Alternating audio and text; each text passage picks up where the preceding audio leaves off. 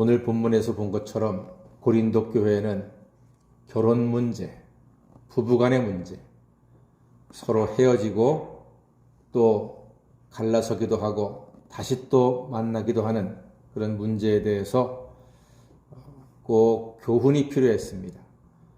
오늘날도 크게 다르지 않습니다. 아주 비슷한 상황이 반복되고 있습니다.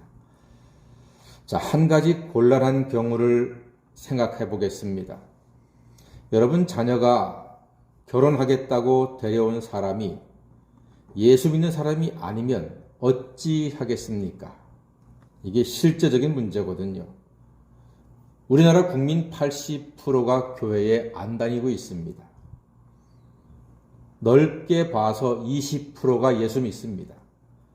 그러니까 우리 자녀가 불신자를 데리고 와서 결혼하겠다 하는 일 얼마든지 가능합니다.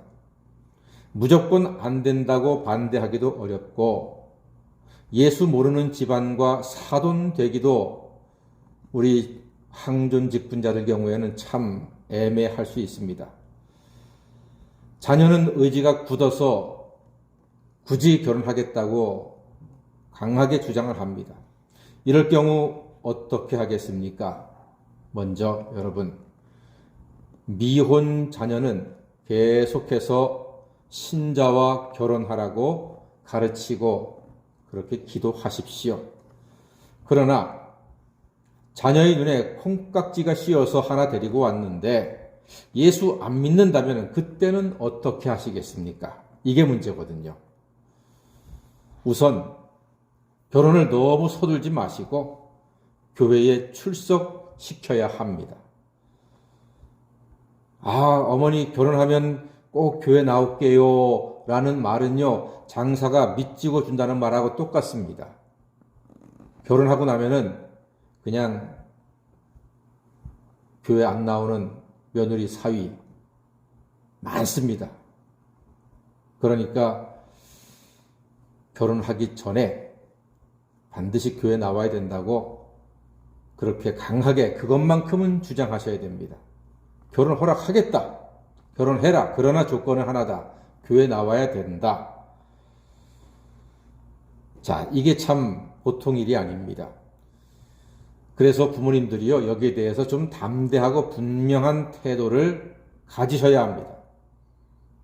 그래서 꼭 부탁드리겠습니다. 세례를 받으면 결혼 허락한다고 대답하십시오. 그렇게 말하셔야 됩니다. 그것을 양보하면 안 됩니다. 우리 예수 믿는 가정에서 지켜야 할 마지노선입니다. 세례 받으면 결혼 허락하겠다. 이 선을 양보하면요, 믿음을 가질 가능성은 거의 없습니다. 그럼 평생 후회할 겁니다. 그리고 감사하게도 세례를 받고 교회 나오기 시작하잖아요. 그러면 많이 사랑해 주십시오. 아주 많이 사랑해 주셔야 됩니다. 예를 들어서 명절에는 딱 한 끼만 같이 먹고 빨리 친정으로 보내세요. 막 두 끼, 세 끼 먹이지 마세요. 시댁에서. 딱 한 끼만 먹고 빨리 친정으로 보내세요. 그러면 너무너무 고마워할 겁니다. 그리고 며느리 생일날 잊지 말고 꼭 챙겨주세요. 같이 밥 먹는 것보다 밥값 보내주는 게 훨씬 낫습니다. 그리고 김치 하시면은 택배를 보내시든지 얼른 현관에 갖다 놓고 전화를 해주세요. 그게 제일 좋습니다. 물론 그걸 받는 며느리는 또 그 값을 하지요. 그 이상으로 어머니, 아버지 잘 섬길 겁니다. 그만큼 배려한다는 뜻이에요. 사랑과 배려, 이게 참 중요합니다. 그래서 룻이 이렇게 말했죠. 어머니의 하나님이 나의 하나님이 될 것입니다. 받은 사랑이 컸거든요. 그런 마음으로 며느리 사위를 대하면은 아마 처음에는 예수 안 믿었지만 나중에는 예수 잘 믿는 사람이 될 겁니다. 얼마든지 가능합니다. 어찌 생각하면은 그렇게까지 해야 되나 하고 안 입고 올 생각이 있을 수도 있겠습니다만 이렇게까지 부모가 챙기고 섬기는 이유가 무엇입니까? 오늘 15절 하반절에 보니까 다 같이 하나님은 화평 중에서 너희를 부르셨느니라. 예, 하나님은요, 화평 중에서 우리를 부르셨기 때문에 그렇게 하라는 것입니다. 이는 곧 우리가 평안하게 되고 화평하게 살기를 바라시는 하나님의 뜻이 거기에 담겨져 있습니다. 화평케 하는 자는 복이 있나니 저희가 하나님의 아들이라 일컬음을 받는다고 했습니다. 화평을 만들어 나가는 게 중요하거든요. 그리고 예수님 말씀하셨죠. 너희가 세상의 빛이라고 했습니다. 우리가 세상의 빛이래요. 즉 너희의 착한 행실을 보고 믿지 않는 사람이 하나님께 영광을 돌리게 해야 된다. 그게 하나님의 뜻이고 하나님 말씀입니다.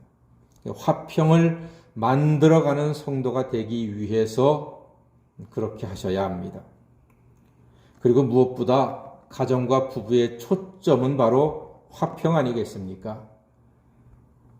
여기 계신 아내 여러분들, 다시 태어나면 절대로 지금의 남편과 다시 만나고 싶지 않는다는 생각이 속으로 든다 할지라도 이번 생에 주신 하나님께서 주신 남편을 하나님 다음으로 섬기고 공경하시기를 바랍니다.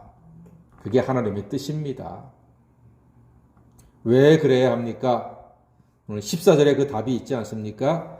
우리 14절 말씀 한번 읽어볼까요? 고린도전서 7장 14절입니다. 시작. 믿지 아니하는 남편이 아내로 말미암아 거룩하게 되고 믿지 아니하는 아내가 남편으로 말미암아 거룩하게 되나니. 아멘. 거기까지면 되겠습니다. 예. 믿지 아니하는 남편이 아내 때문에 거룩하게 되고 믿지 않는 남편이 아내 때문에 거룩하게 되고 서로 얼마나 귀한 말씀입니까? 그래서 평안하면 하나님께 영광이요 나는 큰 복을 받는 것입니다. 그리고 남편 여러분들은 아내에게는 다시 태어나도 당신과 결혼하고 싶다고 반드시 말하셔야 됩니다. 입술에 침 바르고라도 꼭 그렇게 말씀하셔야 됩니다. 그게 가정의 평화를 위해서 좋습니다. 아내를 진정 소중한 은인으로 알아서 감사하고 고마움으로 대하셔야 합니다. 귀한 집에서 태어나 시집 와가지고 없는 살림 꾸려가면서 애 낳고 키우고 힘들게 살림하고 집장만 하고 그 모진 고생 아내가 다 해오지 않았습니까? 아내가 그렇게 고생했기 때문에 모든 남자들은 사람 구실하고 남편 구실하고 부모 구실, 아버지 구실 하는 것 아니겠습니까? 그러므로 아내를 정말로 소중한 은인처럼 섬기고 사랑하고 고마워하셔야 합니다. 가정의 달에 꼭 맞는 말씀이기도 하죠. 그럼으로써 가정을 화평으로 만들어갈 수 있기 때문입니다. 남편은 아내 때문에 거룩하게 되고 아내는 남편 덕분에 거룩하게 되는 그런 귀한 가정 다 이루셔야 합니다. 우리는 가정이 있습니다. 우리는 가정을 평안하게 지키고 가꾸어야 할 사명을 하나님께로부터 받았습니다. 가정은 우주이고 가정은 세상이고 가정은 교회이고 가정은 천국입니다. 부부간에 형제자매간에 섬기고 배려하고 사랑하여서 평안한 천국 가정을 견고하게 만들어 나가는 우리 성복의 온 가족 되시기를 주의 이름으로 간절히 축원합니다. 아멘. 기도하겠습니다.